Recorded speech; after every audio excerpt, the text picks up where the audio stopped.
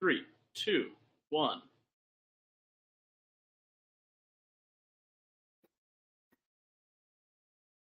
Three, two.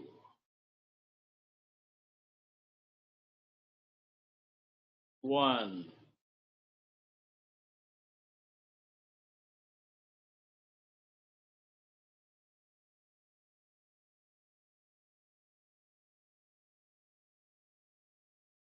What's up, everybody?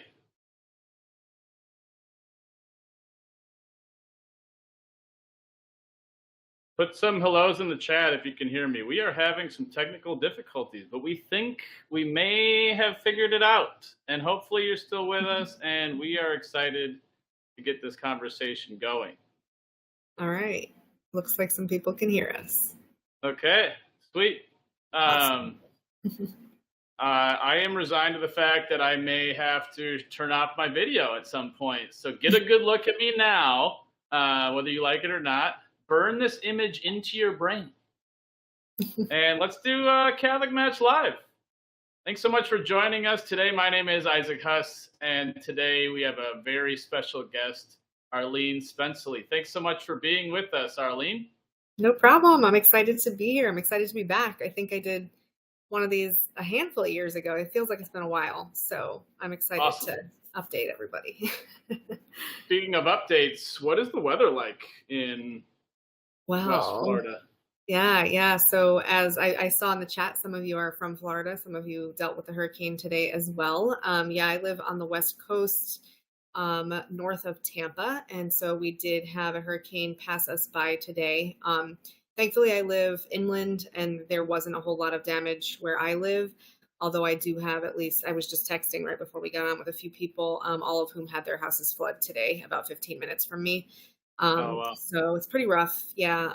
Rough even further, north for people who live in some communities above us. But yeah, so it was a rough one, but we made it. So now you say this was a rough one. I mean, ballpark, how many hurricanes have you waited out, if you will, in your lifetime? Well, I am a native Floridian, which is rare, but so I've seen a lot. I would say only a handful have been serious, but that's the thing with hurricanes and with, basically any natural disaster that you can see coming. You just don't know how bad it's going to be. And so there's always this little level of anxiety, this little kind of fear, is this going to be the big one? Because there are certain levels of hurricanes that our communities simply couldn't survive based on how much water is around us. So yeah, I've seen a lot, but thankfully none of them have been too catastrophic. All right. Well, I've never been in a hurricane before. I've felt one earthquake, maybe two in my lifetime. We have more thunderstorms up here. We have tornadoes, unfortunately, on occasion. I've never been caught in one of those either. But let's just put all that. Let's just say no more severe weather for any time in the near future. It's actually quite nice here in Minnesota, and let's just keep it that way. I love it. Yeah. All right, so enough weather talk. That's actually very on point for Minnesotans. We talk about the weather all the time, with strangers, with first dates, with the guests from Florida. But yeah, maybe just briefly, I'll give a little intro to both our series here and also the topic, and then we'll dive in. So I've been doing videos for Catholic Match for the last year and a half or so, and the idea is that we just simply want to have a conversation about dating and relationships, and ultimately help each other get to where we want to be, which is not just having a great profile or going on some good dates, but ultimately finding our true vocation, our lifelong vocation.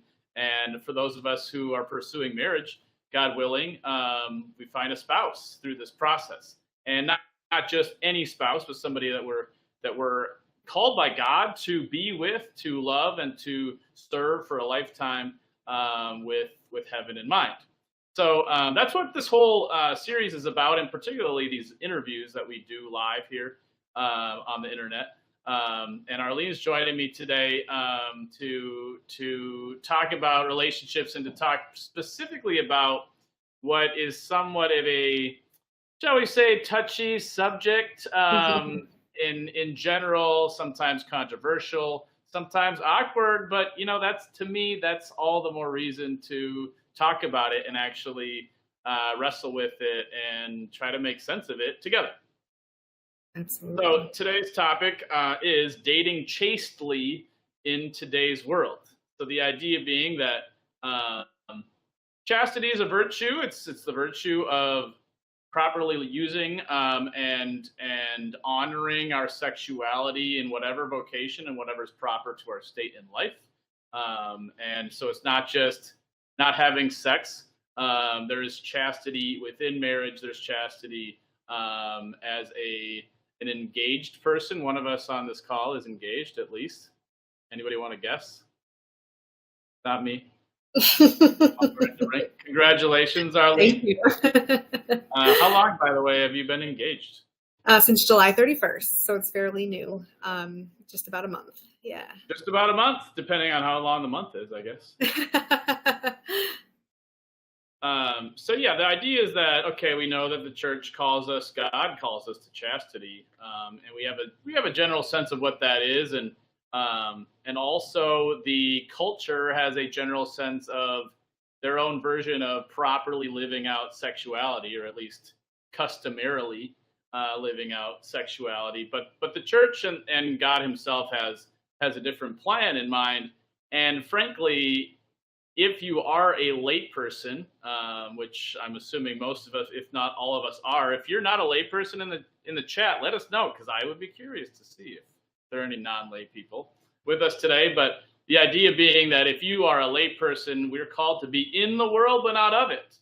And chastity, I think, is a particularly challenging part of that reality and that call from God. So we're going to wrestle with that today, and we're going to wrestle with the idea that we're not living chastity in a monastery. We're not living chastity in a cave or in a vacuum, certainly, but we're living chastity in 2023, many of us in America, but many of us elsewhere, which, by the way, presents the different locations, presents different cultures and different challenges, I think, with all the virtues, but I think particularly with chastity. So it's time to give Arleen, I think, a proper introduction after that long-winded introduction to our topic. So I'm going to give the official introduction to Arleen here, and then I'm going to ask her to kind of fill in some of the blanks to help you get to know her before we go any further. So Arleen Spenceley is the author of the book called Chastity is for Lovers, Single, Happy, and, in parentheses, Still a Virgin, which was published by Ave Maria Press. She is a former staff writer for the Tampa Bay Times and is currently the content editor for national nonprofit Family First, which runs All Pro Dad and iMom. She also writes about dating for CatholicMatch and is a parishioner at St. Joan of Arc in Spring Hill. Where is Spring Hill, by the way? Am I supposed to know where that is? Hill, Florida. No one has heard of it. Right. If there is anybody here from Spring Hill, that would be wild. But yeah, Spring Hill is about an hour's drive north of Tampa, if that is helpful for anyone. But yeah, that's where I live. So tell me, were you born and raised there? What was your childhood like? What was your family like? And what catch us up from beginning to now? Sure. So yeah, I was born in Dunedin, Florida, which is more coastal, a little bit south of here. But I grew up in Spring Hill and was raised at first by a Catholic mom and a Jewish dad. Love that. When my parents got married, my dad was Jewish. And when I was in 5th grade, my dad went through RCIA and became Catholic. And that came at like the perfect time in my life, because as a 5th grader, I also left public school and went to a private Protestant school. And at that time, I had no idea what a Protestant was. So I was just kind of immersed into this new culture that at the time happened to be pretty anti-Catholic. And so as a result, every day I was faced with these questions, usually from teachers about Catholicism, or challenges from teachers who didn't like that I was Catholic once they learned that I was. And since my dad was going through RCIA, he had the catechism out. He had books by, Catholic evangelists and things that we could access. And so I would come home and tell them what I heard and tell them what teachers asked and kind of gather those questions and the answers to those questions rather. And I, at a very young age, considered that a great opportunity to really delve into the faith. And I really credit my time at that school for being the thing that absolutely deepened my Catholicism. And it is Catholicism that introduced me to Jesus, and my life has never been the same. So it's been an interesting journey for sure, especially from a half Jewish, half Catholic family. A lot of variety of what I've been exposed to. Yeah, cool. So then you you had something of a conversion, if you will. Would that you say middle school or right before? Or? Yeah, I would say, it's definitely started as early as 5th grade, but really deepened throughout the rest of my years at that school. I stayed there through my senior year of high school, and it was like, I think it was an experience that a lot of people don't get, where you are basically put in this position of having to answer questions about what the church teaches. And at that age, I could have gone one of two ways. I think I could have answered the questions, which required me to dive into the catechism and to actually learn what our church teaches. Or I could have given in and just listened to what they said. I was told a lot of things. I was told that Catholicism is of the devil. I was told that, it's easier for Protestants to get to heaven than for Catholics. And these were all things that as a little kid, I'm like, what? But I could have just, thank God that I looked into it and realized that, the people who were misleading me were also very misled. And so I had to learn, what we actually believe. And that did, open my heart to Catholicism and really rooted it deeply in my life. Awesome. Now, okay, so what was the culture though like at this Protestant school? Was chastity something that was encouraged? Was that something that was bought into by the students? Did you internalize it with the help of this high school, or was that something that you were also having to kind of protect? That's a really good question. I think I got the chastity stuff from multiple angles. So I also, by the time I got to high school, my parish had a Life Teen youth group where chastity was discussed. Same. Yeah, it was great. And chastity was discussed, and it was discussed well. At my school, I don't think they used the word chastity. I don't think they knew what that was, but they certainly talked about abstinence, which is part of chastity if you're single. And so Purity. I got it from different angles and different, perspectives. And so it really did, I think, make an impact on my decision to save sex for marriage. And then from there, as I got older, I never really had an opportunity until college, maybe even after college, to be honest with you, to uphold or give up on my commitment to saving sex. I didn't really have that opportunity. And so that's when I really needed to, that's when the rubber hit the road. I had to decide, okay, I'm really going to do this. And that also required further study on my part. I had to learn what actually is this virtue of chastity? And once I found out what it is, I was absolutely on fire about it. So. Yeah. Thanks be to God. I chuckle because, to a certain extent, at least outward chastity is fairly easy when you have no game and, you have protected parents and, you live somewhat of a sheltered life, which I kind of did, I feel like myself. And then, I think we can all kind of point to a point in our life where all of a sudden the rubber has now hit the road proverbially, and we need to make a choice. Am I going to be swept up into what everybody else is doing. And oftentimes it's in the context of actually a relationship or at least a moment with somebody else. And you kind of have to decide, okay, maybe I like the idea of chastity, but what about like right now in this moment, in this opportunity, if you will, for lack of a better word? The words of St. Augustine come to mind, who we just celebrated the other day. He, of course, famously prayed, "Give me chastity, but not yet," because he was enjoying the non-chaste things that he was doing.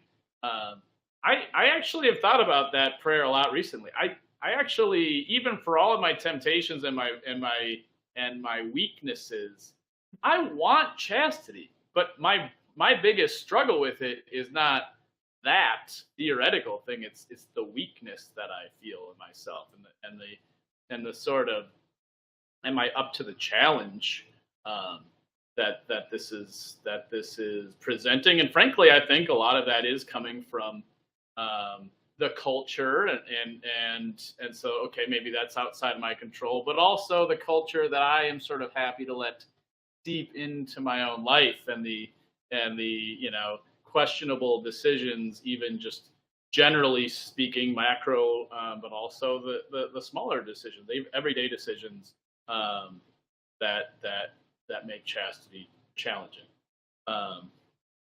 So yeah, maybe with all of that in mind, was there ever a point for you, whether this sort of first time you describe that you actually had to wrestle with it in real life, maybe later where that sort of presented an intellectual challenge for you, or at the very least, were you tempted to think, well, maybe I should just rethink this in a way that will allow me to have my cake and eat it too?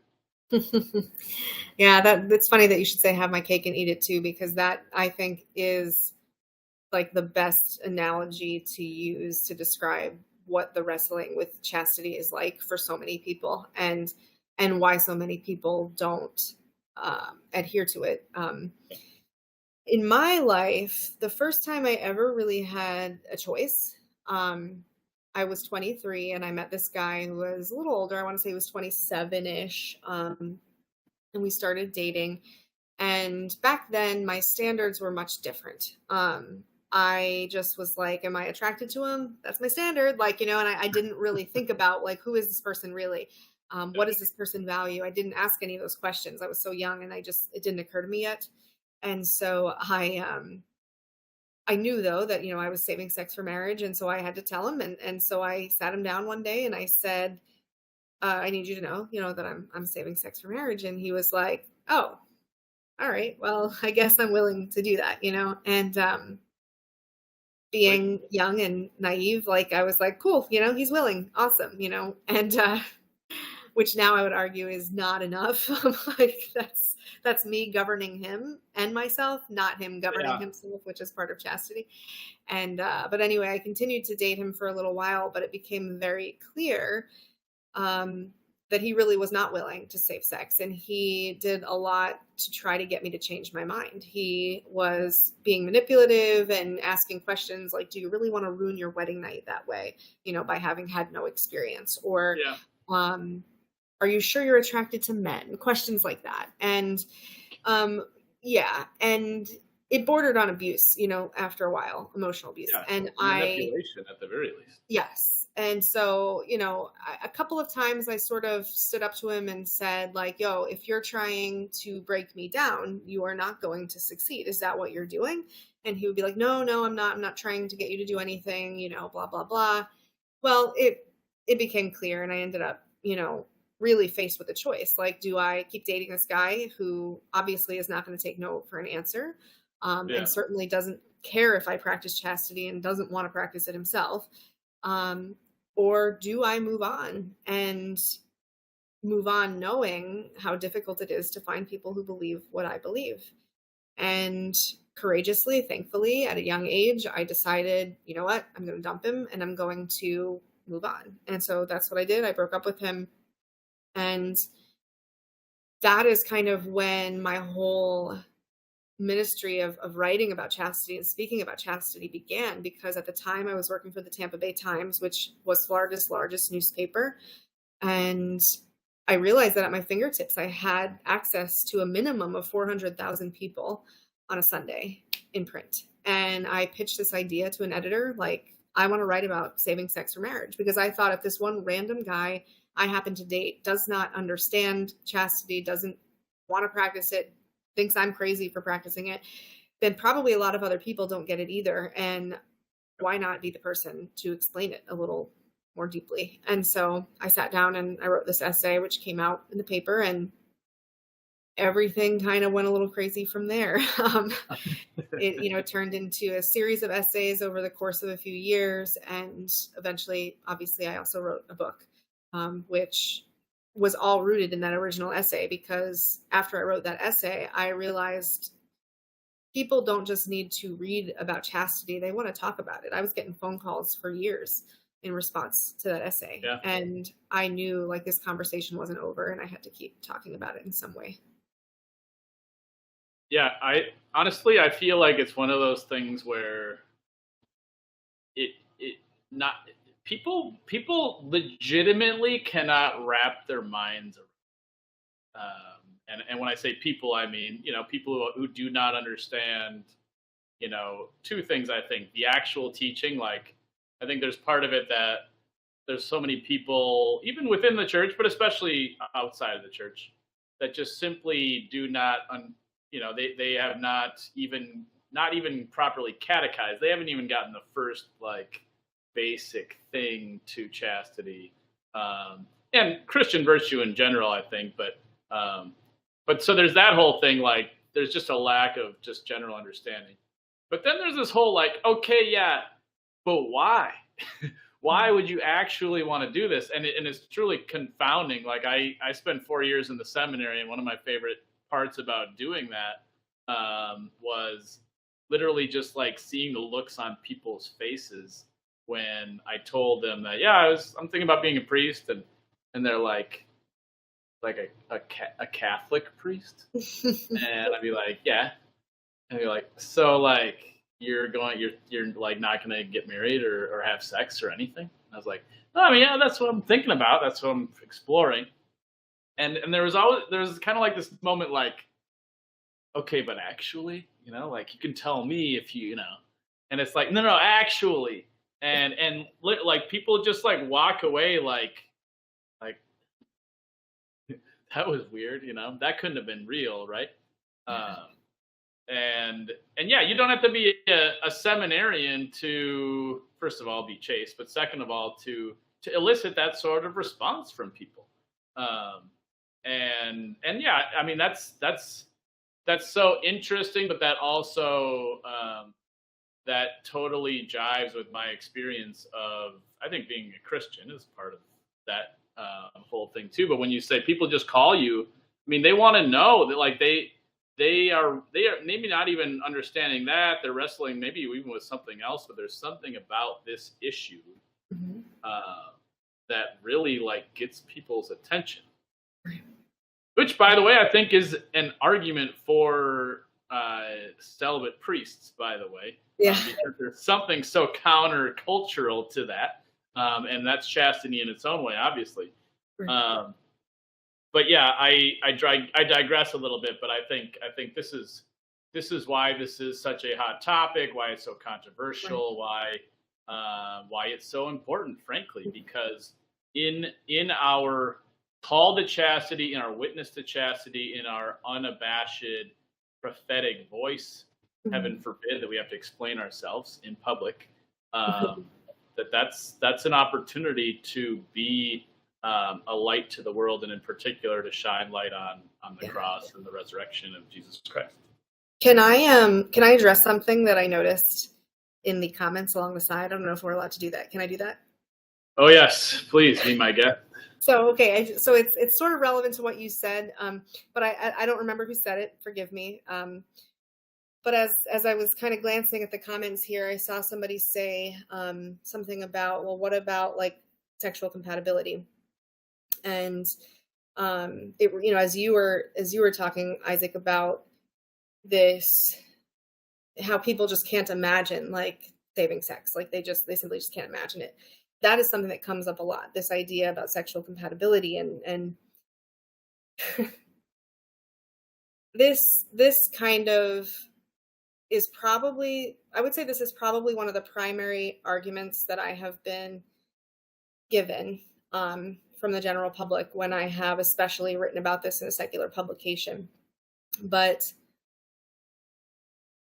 people think that they are searching for sexual compatibility, when I think what people are really searching for is intuitive sexual compatibility, because they think that when you are sleeping with all of the people you date, you're figuring out, are we compatible or are we not? When I think, and Chastity would agree if Chastity were a person, that it is more valuable to become and grow into the kind of people who can communicate in such a way that you achieve compatibility after marriage than to be people who are instantly and intuitively compatible the first time you are together. And this, I think, is sort of one of the hidden beauties of the virtue of chastity. Because, yeah, like it could be scary to enter into a marriage, a lifelong covenant with a person with whom you don't know how this is going to go. However, you are in the safety of a lifelong covenant where you can work together and you can communicate and you can learn each other. And it breaks my heart that people are so convinced that they need to know first what that's going to be like, because by having that mentality, I think you doom your relationship from the start, because it's a form of conditional love. Basically, it's I will only choose you and stay with you if fill in the blank. And these things that we're filling in the blank with are, if it doesn't require any work of me, if it doesn't require any effort on my part to be with you successfully, and it breaks my heart. Well, thank you for sharing that and for addressing the chat. I should say at this point, there is a specific questions module in the Crowdcast setup here. So if you have a specific question you'd like us to address, and I know we started a little late, so I'm not sure how much time we'll have for questions. But nonetheless, if you have a specific question you'd like to address, I'd encourage you to use the question module. You're welcome to throw things into the chat. We might see, we might not. There are a lot of you, and we're pumped that you're here. But that presents the challenge that we may or may not see your questions in the chat, unless it really just sticks in our craw, and then we might see it. But no, I want to go off of what you said, Arleen, about the, okay, what is actually at work here? And I totally agree with you. I'm going to call, excuse my French, bullshit on a lot of that sort of mentality, and particularly that verbalization. Well, I really need to know that I am sexually compatible with somebody before, I like commit to a lifelong. It's like, well, what exactly do you think you're committing to? Like you say, I mean, the idea is that you might end up married to somebody and at a certain point not be compatible in this way or that way. Like, oh, well, I need to move in with somebody before I get married, because how do I know what sort of roommate they are? You might not know. You might not know. This person might develop some new fungus. They might smell differently after you tie the knot. Like, that's part of the deal. Like, things will change, in other words. And frankly, there are simply going to be things you could not possibly know about somebody until you actually marry them, even if you live together, which I do not recommend. But yeah, this whole idea that I think you're absolutely right to see that, okay, maybe there's something there, but I've heard that a couple times, and frankly, what the more honest women who have taken issue with my intention to be chastity are not. Oh well, I guess that would be too much of a risk, Isaac. I don't know how obviously good you would be in bed. No, the more honest ones are, well, actually, I being chaste before we were married, and not to mention after, being chaste before we were married, that would demand too much of me. There was a woman who literally said, I would have to change my life so much. And not to say I couldn't do it. She literally said, I just don't want to. Yes.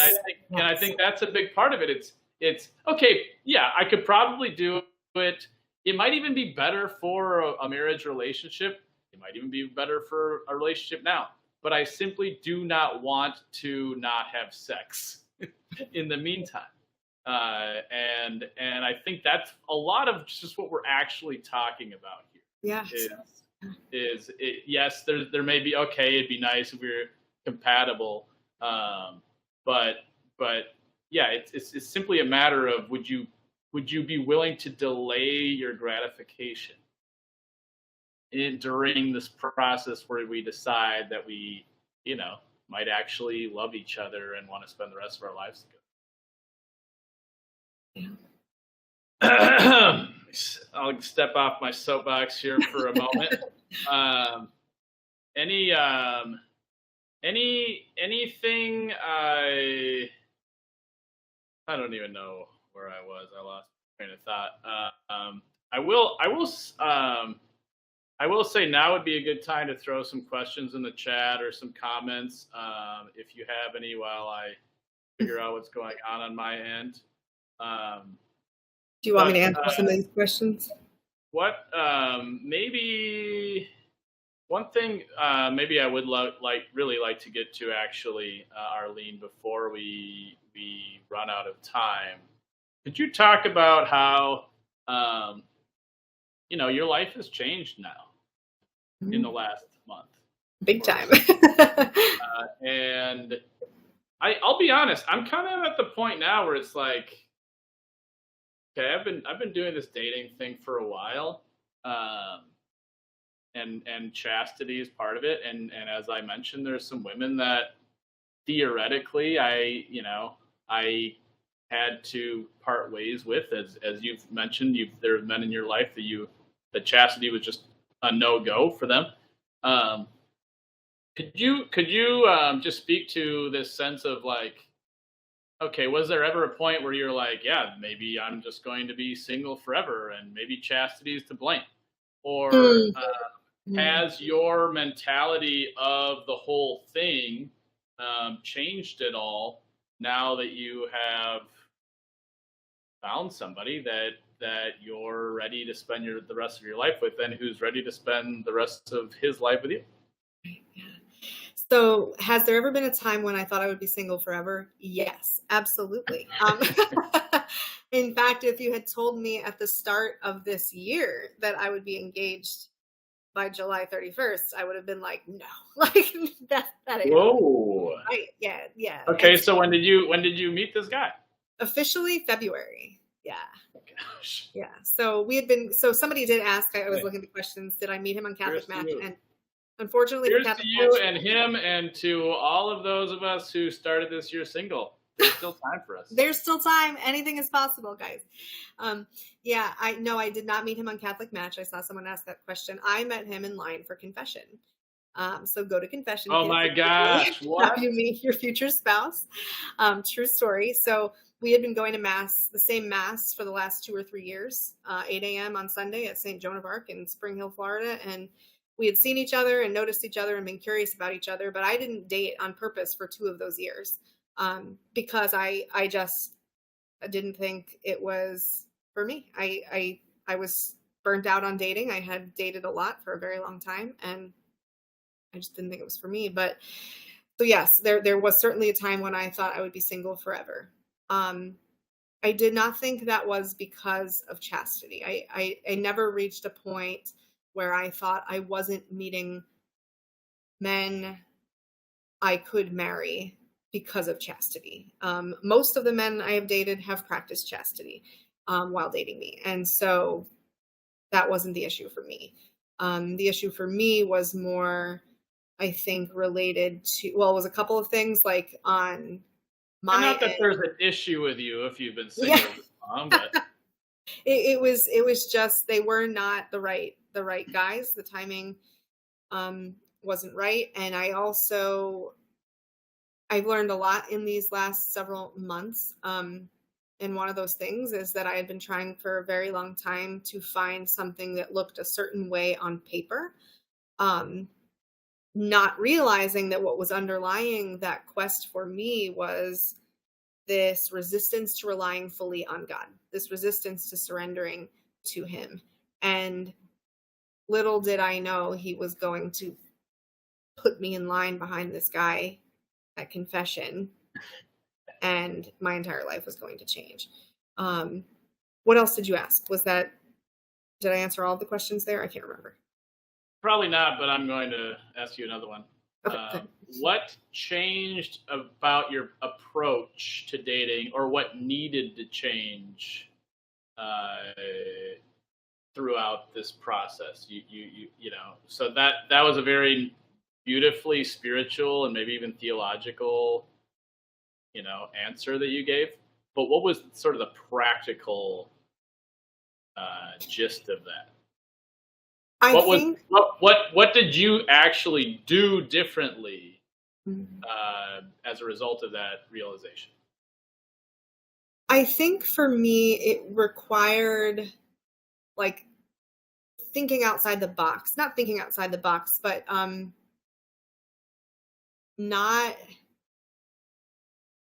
not creating an image in my head of what I thought this guy should look like, what I thought and I don't mean physically, but like what should his life have been like leading up to meeting me. He's younger than I am, and I had been dating older guys. I think a lot of times when we date, like even, if you're on CatholicMatch, and obviously you are, if you're here, like you look at this set of parameters, like, and you think you rule people out. I mean, I did when I was on CatholicMatch, but like, I would rule people out based on certain things that they would say in their profile, or like the absence of certain things that I didn't see on their profile that I was hoping to see. And I had to kind of break out of that and be like, normally I might write somebody off who's X amount of years younger than I am, but why not? Like, why would I do that? And then, like, lo and behold, like when I did kind of like break out of this little set of standards that I had created that had no basis in anything like worthwhile or like real, I was able then to meet this guy who, as it turns out, I want to spend the rest of my life with. And I wouldn't have done that if I had said, I can't date somebody younger, I have to date somebody older. So, I mean, so yeah, I'm gonna maybe beat this horse dead and deader at this point, but I mean, when did you find out he was younger? Was it like before the first date? Was it on the first date? No, it was before the first date. So and that would theoretically have been it right there. You would not even have bothered once you found that out. When I found out how old he is, there was like also a self-consciousness on my part about how I'm older than he is. And I remember thinking, man, he's a lot younger than I thought he was. It's not like he's 7 years younger than me. It is what it is. But I was like, man, I'm a lot older than he is. And so we met, in line for confession, and that was the second night of our parish mission. And then on the third night of our parish mission, we had mass, and then there was a reception afterward with food and stuff. And I like walked with him out of mass into the reception, and we got our food. And then we went our separate ways. And I sat down with this woman named Kathy from my church, and she had seen me talking to him. And she says, you should go talk to him. You don't have to sit with me. Go back and talk to him. And I was like, oh, I could tell like why she wanted me to talk to him. And I was like, he's a little young for me, Kathy. And she goes, my husband was 9 years younger than me. Amazing. And I was like, okay, I'm going to talk to him. And so, yeah, like Kathy gave me a little push, like, don't overthink this, Arleen, just go and talk to him. And, thank God she gave me that little push. But Yeah, it does. I think it just takes that kind of being open to things that you might not have thought would work. No, I love that.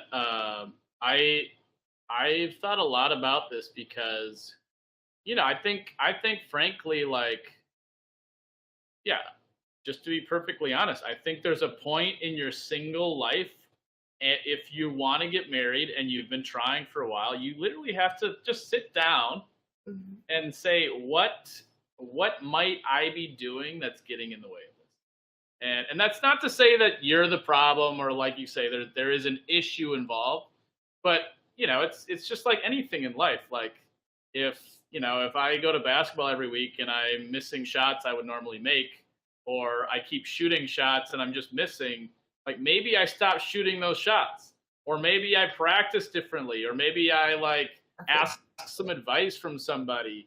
Mm. And anything at work, anything in your social life, anything in our lives where we want something, we think it should have happened already. I think it's worth being reflective. And so, yeah, I'm kind of at the point in my life, maybe a second time over now. Like, okay, what am I the problem?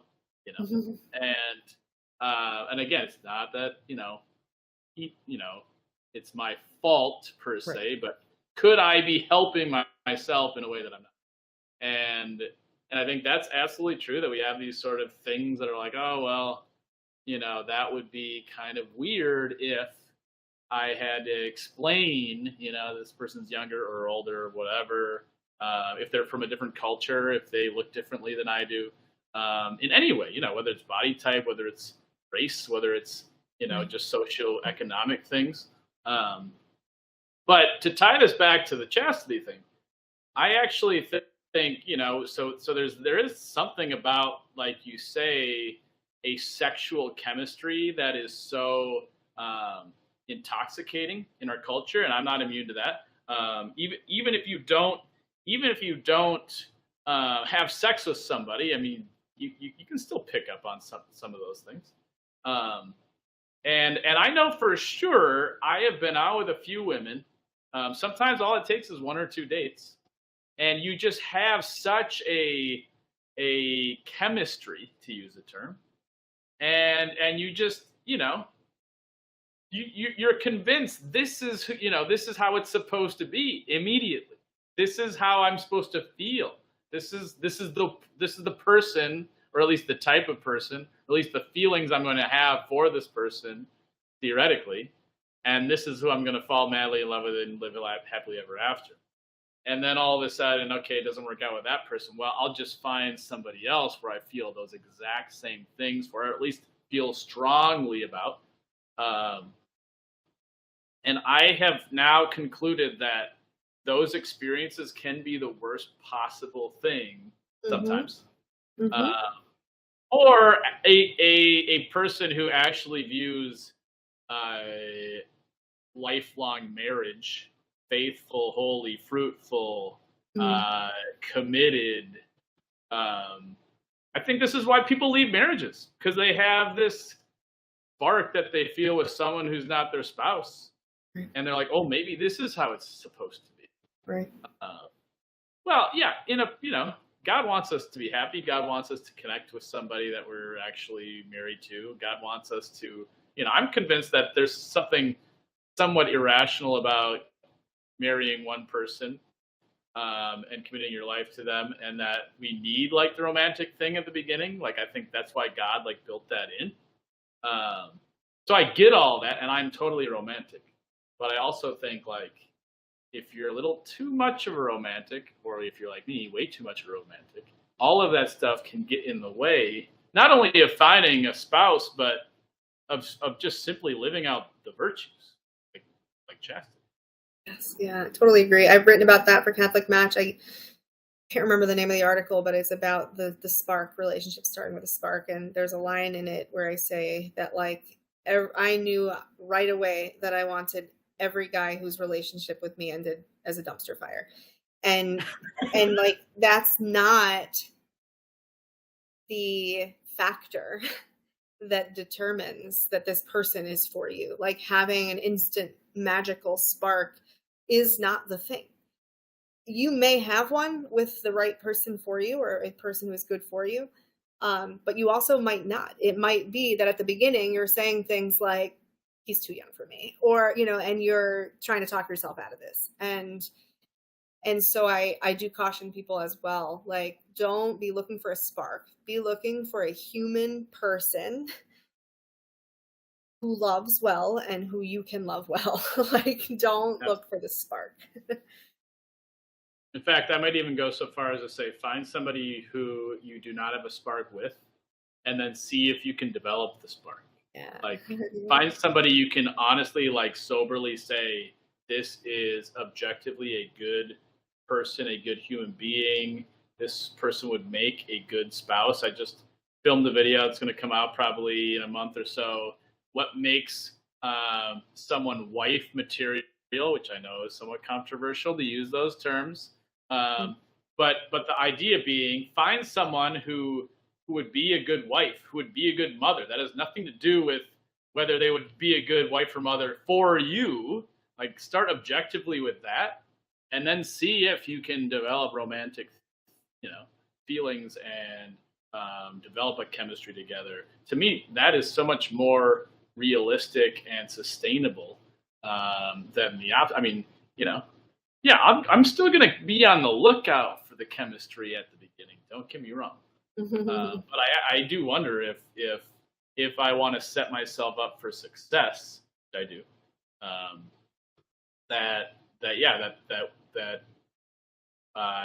it might just be that we should be looking for different signs of the person we're supposed to be with. I just saw a question here. How long is it fair to try to develop said spark? Yes, great. That's a really good question. There's another article on CatholicMatch, look it up if you can, about why you should go on the second date. Now, that's not to say that 2 dates is the answer. I'm not answering the question that way. But what I am going to say is that often think about all of the people you loved right away. The people who have made this great first impression on you, and you turned out to be so wrong about them. Why can't the opposite be true? Why can't the opposite be true? That's what that article is about. If it may be that you go on one date with somebody and you are wildly underwhelmed, why can't your impression of that person be wrong? It might be that you go out with them again, or a third time, or a fourth time, and you start to see who this person really is. I don't think any of us truly presents our best selves on a first date. We're nervous, we're awkward. Sometimes we don't even know if we're on a date, and so we're a little bit weird on the first date. So I say, like, at a minimum 2 dates, Okay. That's my answer to that question. No, I love it. Yeah. And I've written about that. I made a video, I think, about go on a second date unless there's a obvious bold red flag, if you feel like you're in danger, etc. I also think there's this weird thing that we do where it's like, okay, this person is objectively attractive, but just not my type, or I don't know how attracted I am to this person. And it's like, what more exactly, do you want? Like, again, we all would prefer, like, that she was the most beautiful woman I'd ever seen before, and that's how I knew I'd marry her. And then we got married. But this whole, like, by all accounts, you would be perfect for pretty much everybody else. But I don't know if I could, condescend, into this relationship. It's just like, what are we doing? And by the way, I'm guilty of that too. So don't be looking down on anybody else. I do feel like, Arleen, we do have to answer at least one very specific. How far is too far? What is chastity, practically speaking? There is one question specifically. What about hugging, kissing, dancing? And you could probably add some more things to that list. Good question. And I'm happy to say, like, how far is too far? Like, I'm not even sure I want to answer that myself. So I don't feel like you need to answer that, but yeah, I can respond. What can you offer to our audience in terms of getting a proper sensibility about Sure. what's proper physical intimacy before marriage. So I'm stealing this answer from somebody else. These are not my thoughts. I heard this from another speaker, Protestant Christian speaker. How far is too far is the wrong question, because what we're really asking when we ask that question is like, how close to sin can I get this person? How close to sin can I take myself? The right question would really be, how close to Jesus can I go with this person? How close to Jesus can I bring this person? And so I think the actual line, I think it varies person to person, relationship to relationship. I think that I think there are people who can hug and kiss each other, who can dance.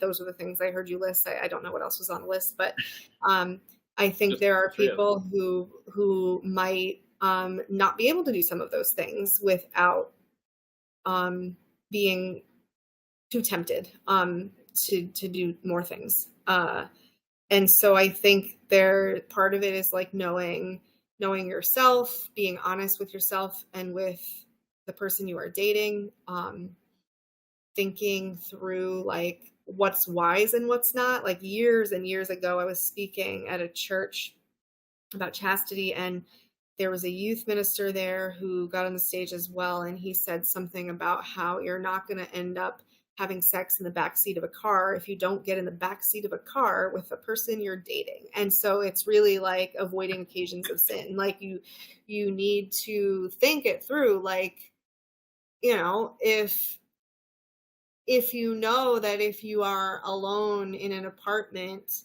watching a movie, you're going to be tempted to do things that you wouldn't do in public, then you know we can't be alone in this apartment. We have to be in public where we're not going to do those things. And so it's really like, again, like it varies person to person. Different people have different triggers for temptation, but so you've got to get to know yourself and you know, remember that like if something happens or if you cross a line, gosh, go to confession. Like Jesus welcomes you there, and start over, start fresh. Like, and then commit to avoiding those occasions of sin moving forward once you know that is a struggle.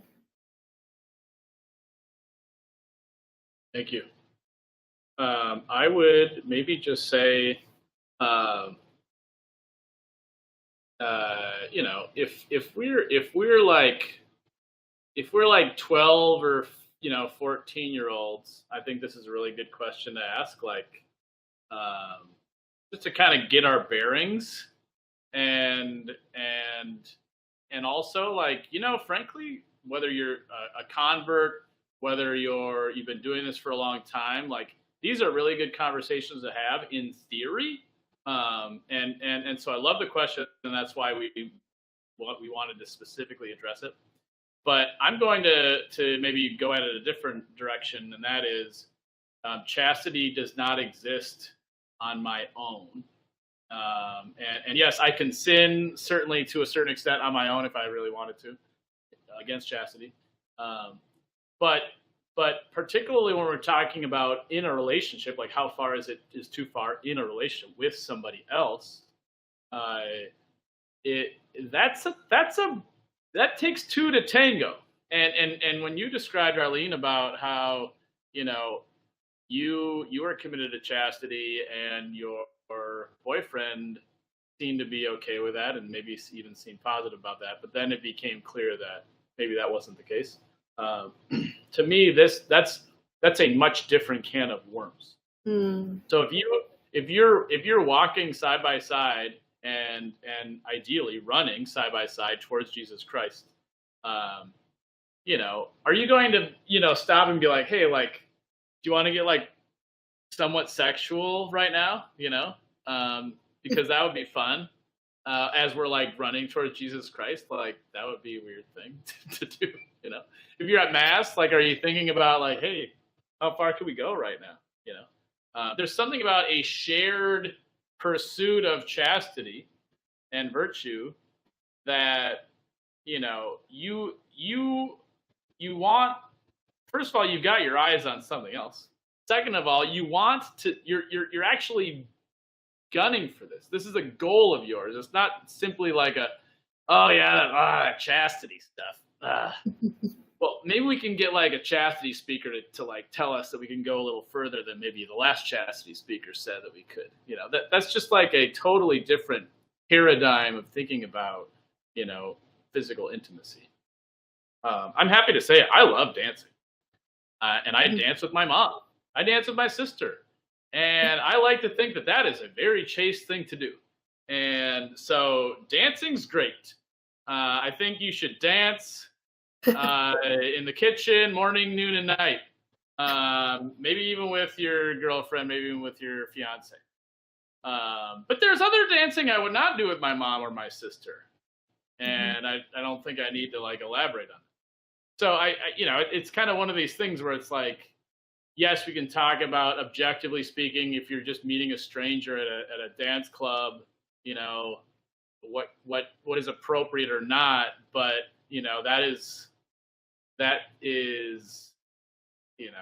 that's a different conversation, frankly, than if you're with pursuing holiness. They're related, obviously. It's not like you get different rules with the stranger or anything.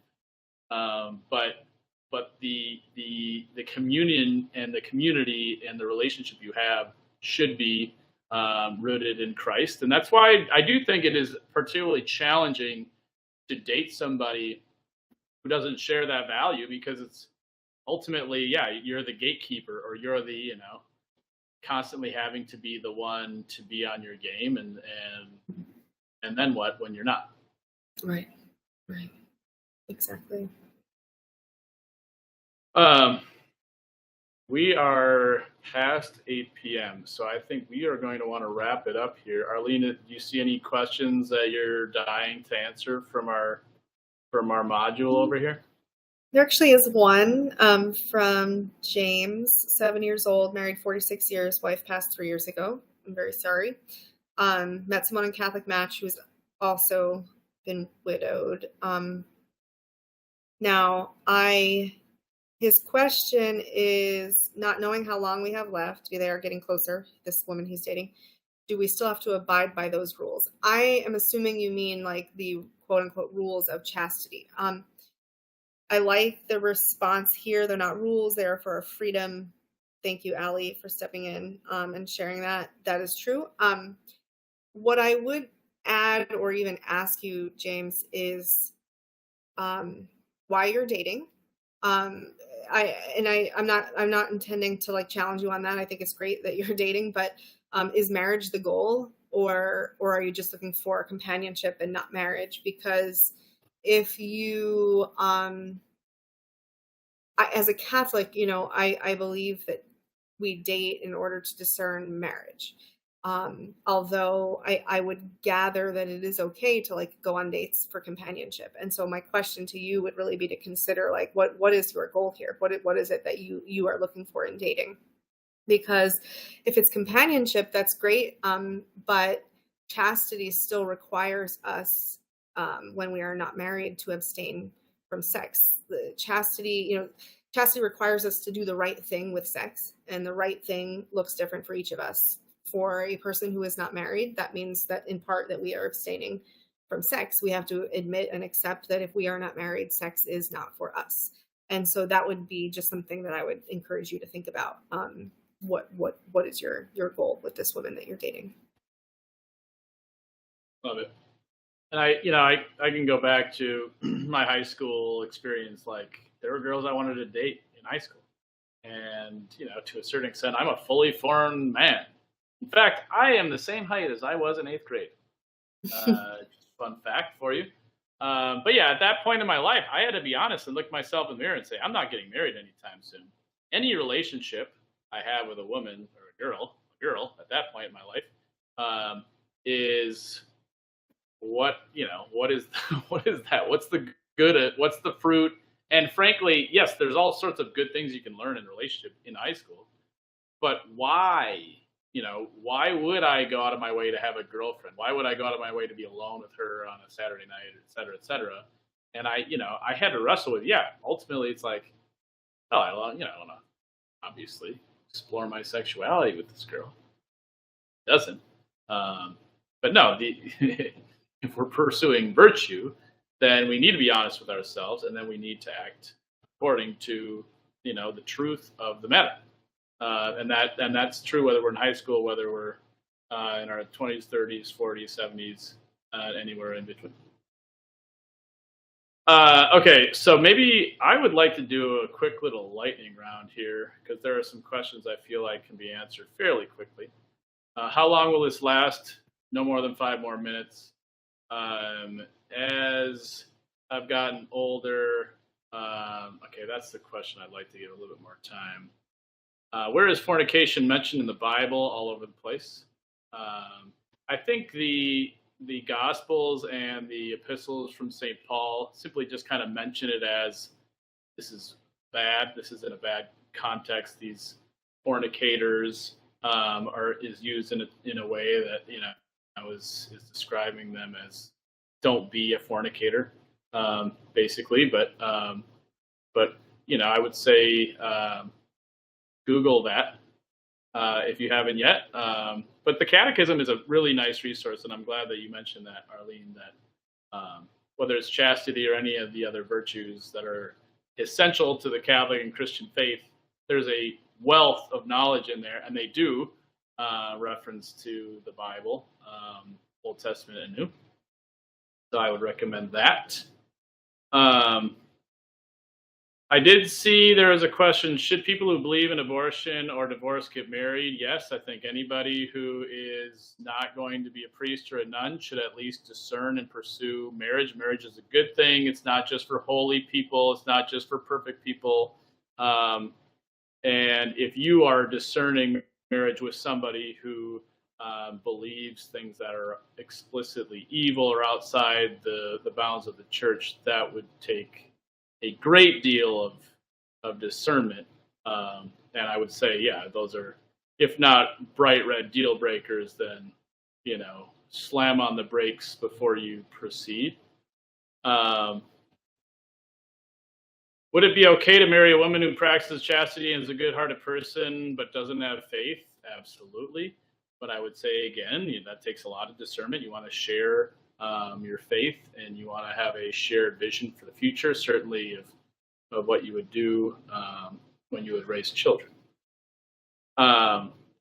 Lastly, I think I would, Arleen, maybe, and let's try to make this brief because we know it's getting late, but let's try to answer, if you wouldn't mind, maybe some sense of the devil's advocate among us, inside of us, whether that's frankly a boyfriend or girlfriend that we're wrestling with these things. Like, it's one thing to just sit on a behind a camera and say, well, this is right and that's wrong.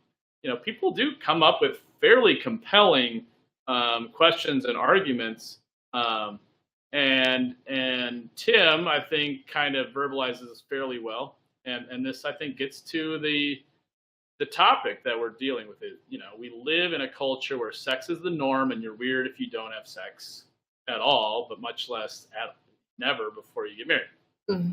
He asks, as I've gotten older, others have told me to be flexible on the no sex before marriage, to give myself more of a chance at a relationship and marriage. How would you address that remark? That's a good question. I'm gathering my thoughts. So I could say that over the years, I had people encourage me in the same way that people encouraged Tim. Like, you're never going to meet somebody if you don't lower your standards a little bit, or, if you're not at least open to, whatever. I never had anybody flat out tell me you should probably just start having sex. No, thank God. I don't have anybody in my life who's that way. And I'm so sorry that you have friends. I do have people in my life who are that way, but go on. Oh my gosh, really? That's just crazy to me. I don't know why people why it's none of your business anyway. That's what I would say. But yeah. But anyway, all of that is to say, in response to them, I would always say, if I if I needed to, like, I hate even to say lower my standards, but if I if I do not define sex the same way as this person, if I do not define marriage the same way as this person, then the marriage that I would create with this person would not be the marriage that I've been looking for. And so I don't want it. Like that's my response is like, I only want it under this set of circumstances. Yeah, right. And what you're telling me to do doesn't result in what I'm actually looking for. It results in what the world is looking for, maybe, because the world just wants, I don't even know. I honestly don't even know right now. And I'm very tired. You'll have to forgive me. But whatever the word, like, it's not married. Like, marriage is intended to be an illustration to the world of God's love. That is what we're doing in marriage. And if I have to lower my standards, or just like start sleeping with people in order to find someone with whom to do that, I'm not going to be doing that with that person. I'm not going to be illustrating God's love. And so it just, to me, defeats the purpose. Yes, thank you. I can relate to all that. Maybe the one angle I'll go with, and like I say, I do have somebody, one person in particular, although there are more than just one, but the one person in particular that stands out has said, you're prolonging your singleness unnecessarily because of this, and that's making, that's making your life, if not miserable, but this person would probably say miserable, but not as ideal or not as good, or lacking as a result of that. And then also there's like this pressure too that apparently we're under. These chaste people are under all this pressure, all this guilt, feeling like, well, I can't do that because that would be a sin. So I guess I'll just be, miserable for the rest of my life. But that's okay, because that's what God did. He died on the cross. That was miserable. So I guess I'll just be miserable. And I think there's this sense of, and that we can even internalize ourselves that, virtue is miserable, and the Christian faith is a drudgery, and I'm single longer than I want to be, and maybe that's the lot that God has chosen for me, and I just need to be a good Catholic boy and grin and bear it. And to me, I would just turn around and say, first of all, do you understand the joy and the peace and the freedom that there is in having a relationship with God, with Jesus Christ? Do you understand that chastity is part and parcel to that? And that ultimately chastity is not simply about, okay, that's not the marriage I would want, in my opinion. And frankly, like, I might not ever get married. And there's a lot of people that are with us tonight. Like, it's possible that's a real thing. But that doesn't mean I'm destined to a life of misery. And that doesn't mean that, this is all just like just a test. And quite the opposite. But just to say, first of all, you have to understand all that. And then finally, like, it'd probably be easier for me to meet somebody if I wasn't so, like, strong-willed, or if I wasn't, the exact height I am. Maybe if I was a little bit taller, it'd be easier to get married. Like, there's certain things about us that, obviously, like, theoretically, it'd be easier to find somebody. But it's not just simply about let's just tear down all the obstacles possible, or let's just fix the things that might be keeping us from, I don't know, meeting one more person, or I'm kind of rambling here, but Arleen, like, I'm just so edified and encouraged by your witness of trusting in God, that He has loved us, He has chosen us, He has called us to this. Yes, it can be just difficult. Yes, it can be kind of miserable at times. But but those are the exceptions, and it's the joy even in the tough times, and it's the joy in the daily pursuit of God's will, and that it's not simply a oh well, this is just this sort of eccentric thing that's a part of this Christian thing. Well, no, this is Christ calling me to love Him and to love others and to trust Him, to love Him and to love maybe my future spouse in this way. I do think that you can be loving people that you don't even know yet, and that you are loving strangers and friends alike through your pursuit of virtue, and in particular chastity. I drank 2 beers today. One is Deschutes Squeezy Rider, and one is Checkmate Pilsner, because I'm kind of Czech, or at least German. Thank you, Walter, for asking. Thank you, Arleen, for being here. Thanks, everybody else, for being here. Arleen, I'd like to give you the opportunity to plug yourself, anything that you'd like to share. Where can people find you on the internet? I am going to be sharing your TampaBay.com, Why I'm Still a Virgin at Age 26. That is now in the chat. You should all read it. It's fabulous. Arleen is an excellent writer. And I do not throw those compliments around willy-nilly.